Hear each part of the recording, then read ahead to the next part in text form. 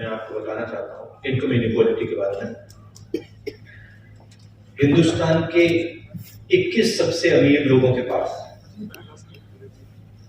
उतना ही धन है जितना 70 करोड़ हिंदुस्तानियों के पास, पहला आंकड़ा। और दूसरा आंकड़ा, हिंदुस्तान के सबसे अमीर 1% के पास उतना ही पैसा है, नहीं, हिंदुस्तान के सबसे अमीर 1% के पास हिंदुस्तान का 40% है। तो ये हिंदुस्तान की जो इनइक्वालिटी है उसके आंकड़े हैं, और इन चीजों के खिलाफ हमने ये यात्रा शुरू की है। अब आप सवाल पूछिए की बात विपक्ष ने हमने 2-3 बार करी है और वो चर्चा चल रही है, मगर ईवीएम सिर्फ एक एलिमेंट है। जैसे मैंने पहले भी कहा है, आज हिंदुस्तान के सारे इंस्टीट्यूशंस आरएसएस और बीजेपी ने कंट्रोल कर दिए हैं, और हिंदुस्तान के सब इंस्टीट्यूशंस पर उनका दबाव है। प्रेस पे दबाव है, ब्यूरोक्रेसी पे दबाव है, इलेक्शन कमीशन पे दबाव है, जुडिशरी पे प्रेशर डालते हैं। तो सारे के सारे इंस्टीट्यूशंस पर उन्होंने कब्जा कर रखा है। तो ये लड़ाई अब जो पहले राजनीतिक लड़ाई होती थी वैसी लड़ाई नहीं है। एक पॉलिटिकल पार्टी दूसरी पॉलिटिकल पार्टी के बीच में लड़ाई नहीं है। अब ये हिंदुस्तान की इंस्टीट्यूशंस जो इन्होंने कैप्चर करे हैं उनके बीच और ऑपोजिशन के बीच में लड़ाई। उसमें एक फैक्टर ईवीएम है, मगर बहुत सारे दूसरे फैक्टर हैं। हिंदुस्तान में जो नॉर्मल डेमोक्रेटिक प्रोसेसेस होती हैं आज वो नहीं है। जो विपक्ष के लोगों पर आक्रमण हो रहा है, सीबीआई, ईडी, पेगासस, ये नॉर्मल डेमोक्रेटिक फंक्शनिंग नहीं है। जो पंजाबी कल्चर है जिसको मैं अच्छी तरह समझता हूं, जो पंजाबी हिस्ट्री है, उसके बारे में मैंने उनको प्यार से बताया है। पंजाब को पंजाब से चलाया जा सकता है, ये हिस्टोरिकल फैक्ट है, ये कोई नई बात नहीं है। और अगर पंजाब को दिल्ली से चलाया जाए तो पंजाब के लोग उसको एक्सेप्ट नहीं करेंगे और रिएक्ट करेंगे। ये राजनीतिक बात नहीं है, फैक्ट है। अमर उजाला से सुरेंद्र, ये जो पंजाबी प्राइड है, जो पंजाबी सेल्फ बिलीफ है, कॉन्फिडेंस है, प्राइड है, वो इस चीज को कभी एक्सेप्ट नहीं करेंगे। they will divide the country, they will spread hatred in the country। हम नफरत के बाजार में मोहब्बत की दुकान खोलते जाएंगे। बहुत सारी दुकानें खुल रही हैं मोहब्बत की, तो हम ये अपना काम करते जाएंगे, वो उनका काम करेंगे। हिंदुस्तान की जो संस्कृति है, हिंदुस्तान का कल्चर है, भाईचारे का है, मोहब्बत का है, जीत मोहब्बत की होगी। नहीं आइए। I want to ask about the security lapses during your yatra. Even today we heard that there was some lapse. What do you have to say about that? What lapse was there today? Somebody, Someone came to hug me. I don't know why you're calling that a lapse. I think the person was, he was checked by the security people. He was a bit overexcited. It's not a problem. It happens quite often. The PCC president has already issued a statement on this incident, which you call a lapse. It's not a lapse. Indian Express, Navjeevan Gopal. There's quite a lot of enthusiasm in the yatra. Many people get overexcited, and that was a case where he was a bit extra charged up. So there's no problem. It happened many times before. I wouldn't call that a security lapse. Indian Express से Navjeevan Gopal. देखिए, किसानों पर non stop आक्रमण हो रहा है, और एक जगह से नहीं हो रहा है, मल्टीपल एंगल से हो रहा है। और जो उसको प्रोटेक्शन मिलनी चाहिए वो प्रोटेक्शन उसको नहीं मिली। यूपीए के समय हमने प्रोटेक्शन दी थी, कर्जा माफ किया था, एमएसपी थी, अलग अलग हमारे अप्रोचेस थे। मगर मैं ये भी कह सकता हूं कि शायद हमने भी जितना करना था हमने नहीं किया, उससे ज्यादा करना चाहिए था। क्योंकि किसान देश को भोजन देता है, भैया थोड़ा हटे, देश को भोजन देता है, वो देश की एक प्रकार से रीढ़ की हड्डी है, और एग्रीकल्चर पे बाकी चीजें बिल्ड हो सकती है। तो चाहे हमारी यहां सरकार आए, चाहे यूपीए जैसी सेंटर में हमारी सरकार आए, किसान will be our central focus, उसकी हम प्रोटेक्शन करेंगे। हमने न्याय योजना की बात की थी, जो मिनिमम इनकम गारंटी सबसे गरीब लोगों के लिए, वो गरीब किसानों को मिलेगी। तो हमारा विजन एग्रीकल्चर सेंट्रिक है, और हम चाहते हैं कि एग्रीकल्चर सेक्टर में टेक्नोलॉजी जाए, कोल्ड चेन बने, एग्रीकल्चरल स्ट्रक्चर में जॉब्स क्रिएट। तो हमारी स्ट्रेटजी का सेंट्रल पीस है। प्राइम एशिया से नंदप्रीत सिंह।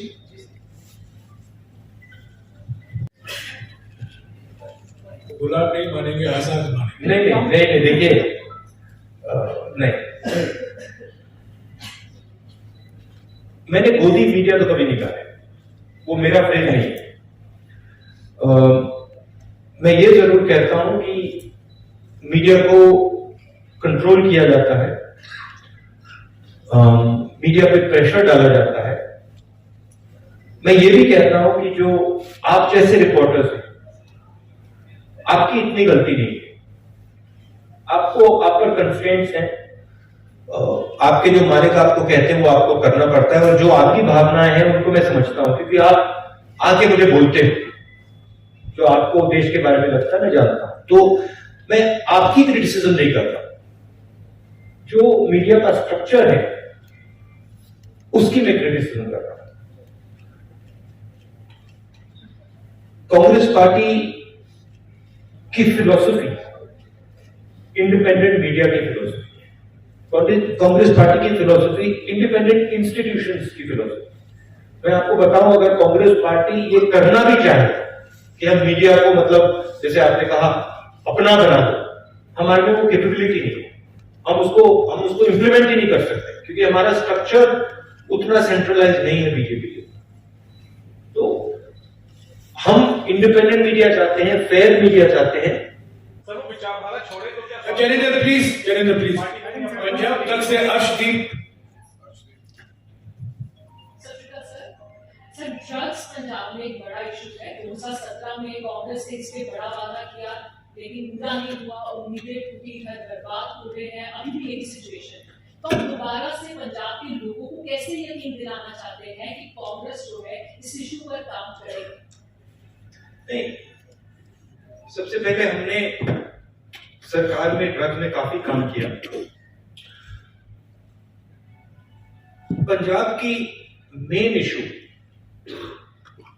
अनएम्प्लॉयमेंट की इशू है, और जो किसानों को डिस्ट्रेस हो रहा है वो 2 सेंट्रल इशूज हैं, और उसमें से ड्रग्स की इशू पैदा होती है। तो अगर ड्रग्स से डायरेक्टली तो लड़ना है और लड़ा जाएगा, मगर जब तक हम अनएम्प्लॉयमेंट इशू को एड्रेस नहीं करेंगे, किसानों में जो डिस्ट्रेस है उसको एड्रेस नहीं करेंगे, तब तक ड्रग्स प्रॉब्लम भी एड्रेस नहीं होगा। तो कंबाइंड तरीके से करके ये काम किया जा सकता है। सचमुच में पंजाब को एक नए विजन की जरूरत है, और अगर मेरी पंजाब की सरकार के बारे में शिकायत है तो वो है कि उन्होंने पंजाब ने उनको एक अपॉर्चुनिटी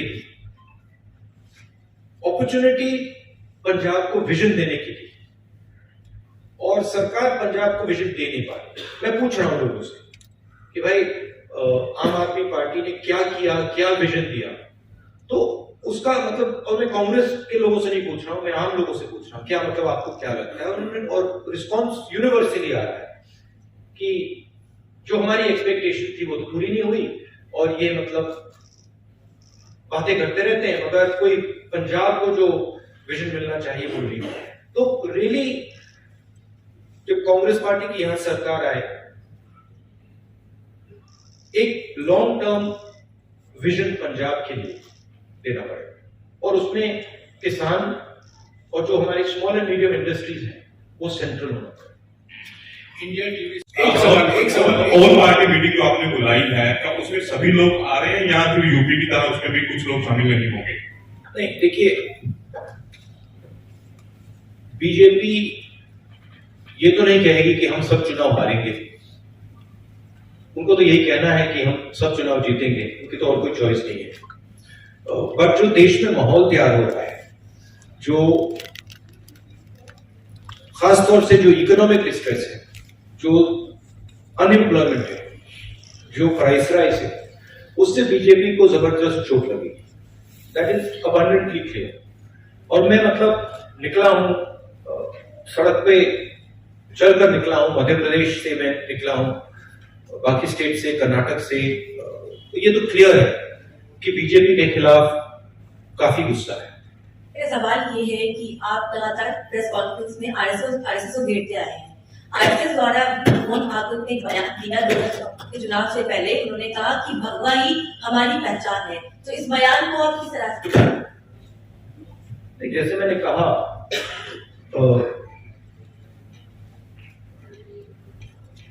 हिंदू धर्म में किसी भी धर्म में नफरत फैलाना, किसी भी धर्म ने ये नहीं कहा है कि भाई नफरत फैलानी है। और हिंदू धर्म पीस लविंग धर्म है, मोहब्बत का धर्म है, जोड़ने का धर्म है। तो वो जो भी रंग अपनाना चाहते हैं अपना सकते हैं, पर जो हिंदू धर्म में लिखा है वो नहीं करते, वो कुछ और करते हैं। क्योंकि हिंदू धर्म में ये नहीं लिखा है कि लोगों को धमकाना चाहिए, डराना चाहिए, मारना चाहिए। हिंदू धर्म में ये नहीं लिखा। तो जो भी रंग अपनाना चाहते हैं अपना सकते हैं, बट जो हिंदू धर्म में लिखा है, और मैंने पढ़ा है, काफी पढ़ा है, वो ये नहीं करते, वो कुछ और करते हैं। ਭਾਰਤ ਜੋੜੋ ਯਾਤਰਾ ਜਿਹੜੀ ਆ ਇਹ ਮਹਿੰਗਾਈ ਨੂੰ ਲੈ ਕੇ ਨਿਕਲ ਕੱਢੀ ਆ ਤੁਸੀਂ, ਪਰ ਹਿਮਾਚਲ ਦੇ ਵਿੱਚ ਜਿਹੜੀ ਤੁਹਾਡੀ ਸਰਕਾਰ ਆ 3 ਰੁਪਏ ਪ੍ਰਤੀ ਲੀਟਰ ਡੀਜ਼ਲ ਪੈਟਰੋਲ ਮਹਿੰਗਾ ਕੀਤਾ ਉਹਤੇ ਕੀ ਕਹੋਗੇ? हमारे सिस्टम में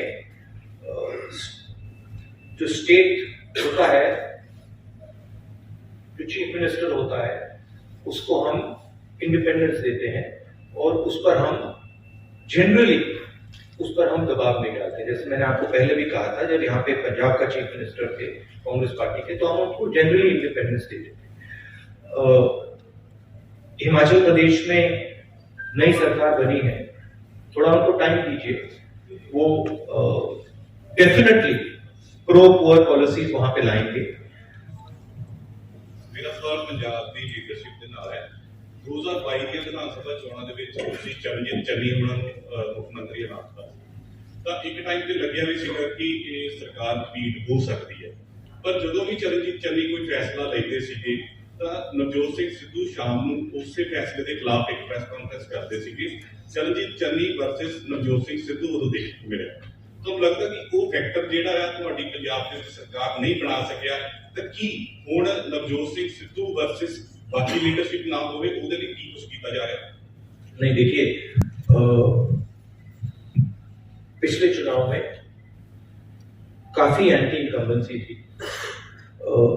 जरूर लीडरशिप के बीच में इश्यूज होती थी, बट ये आसानी से मैनेजेबल इश्यूज है और आइंदा ये आने वाले समय में ये इश्यूज नहीं होगी। कोई ऐसी प्रॉब्लम नहीं है, सब एक साथ मिलकर चल रहे हैं। तो मेरा सवाल ये है कि क्या 3200 किलोमीटर चलने के बाद राहुल गांधी नफरत की दीवार में सेंध लगाने में कामयाब हो गए?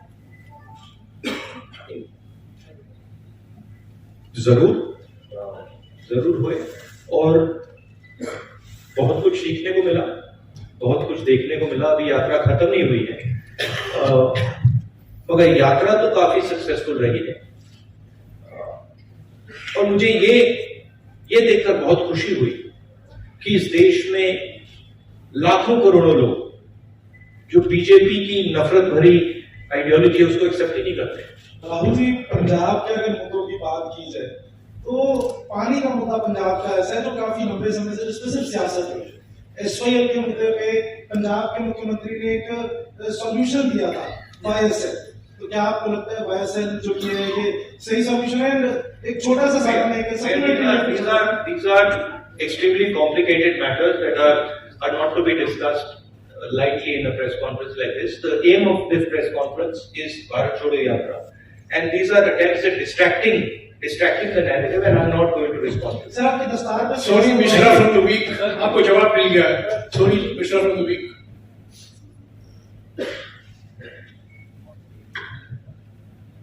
Hi. The yatra is about to reach its culmination, so I wanted to ask you, changed you and your party? I don't know.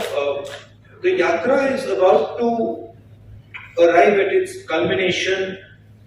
At one level, yes, that it's going to arrive in Srinagar. But for me, the yatra is a way of thinking.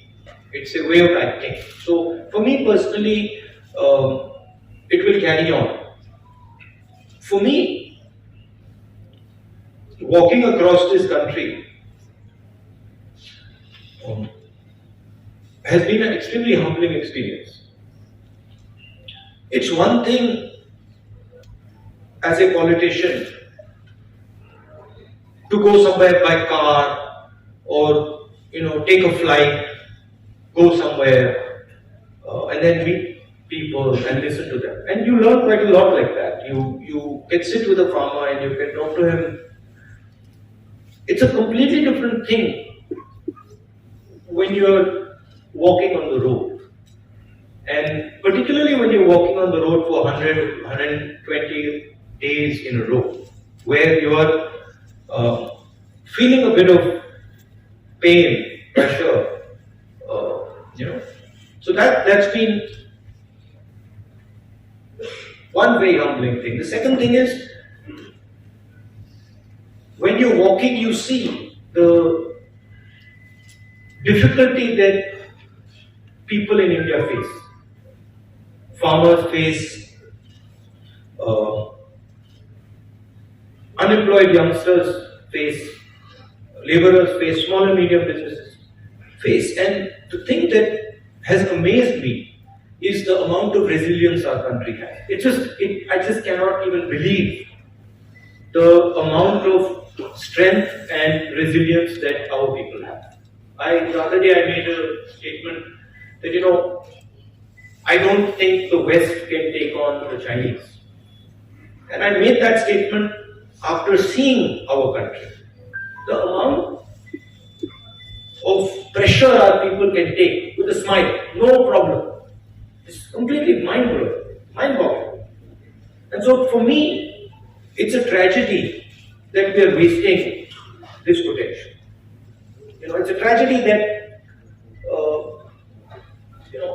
1% of India owns 40% of the assets of this country. It's a tragedy, one, because it's unfair. But two, because you're stifling the growth of this country. I met so many small and medium business owners, and I ask them a question always. I'm like, listen, tell me something. Do you think you can become a 1,000 crore business or a 2,000 crore business or a 10,000 crore business? All of them say no, it's impossible. We can't do it. Why not? We don't have the connections to do it. We simply cannot enter the political space. Doors are closed for us. We can't do it.